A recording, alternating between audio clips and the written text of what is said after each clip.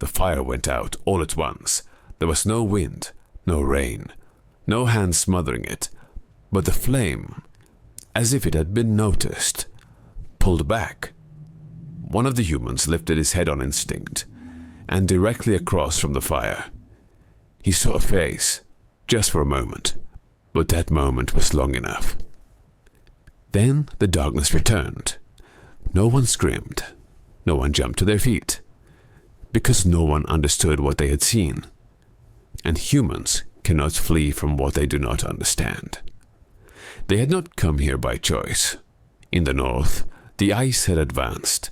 The prey animals had fled south. They had followed. They had been in this valley for 3 days. It was quiet here. Too quiet. Humans like quiet places, because they believe silence means safety. The first 2 nights passed without incident. The fire burned. The children slept. The hunt was shared. But on the 3rd night, the fire seemed unwilling to be alone. The young hunter whispered, "There was something." No one asked, "What?" Because everyone had felt it. He was not an animal. Animals do not come this close to fire. He was not a human either, because no human looks like that. The old man did not look at the fire. He looked at the shadow the fire cast on the ground. "This place isn't empty," he said. It was not a guess, it was a warning.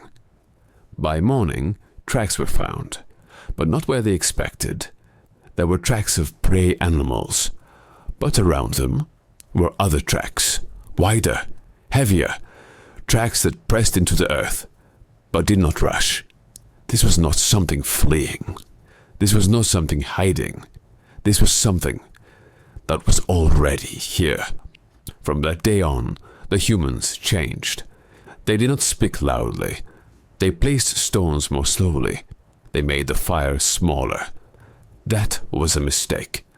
The fire shrank, but it did not go out. And fire is always visible. On the opposite slope of the valley, there was a silhouette. It did not move, because it was waiting. The Neanderthal knew this land. The wind, the scent, the silence, but he did not know humans. These newcomers were different, numerous, noisy, and most dangerous of all, uncomfortable. That comfort was wrong. The Neanderthal looked at the fire, then at the humans.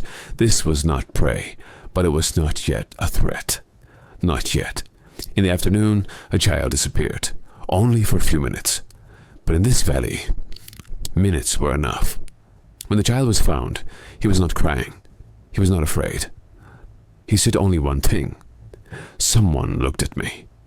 No one asked who, because asking who meant hearing the answer. When evening came, the fire was lit again, but this time not everyone stood around it. Some looked into the darkness, because now they knew this. The darkness was not empty. And that night, no one slept, because everyone was thinking the same thing. They saw us. But none of them asked the real question. What if they were not seeing humans for the first time?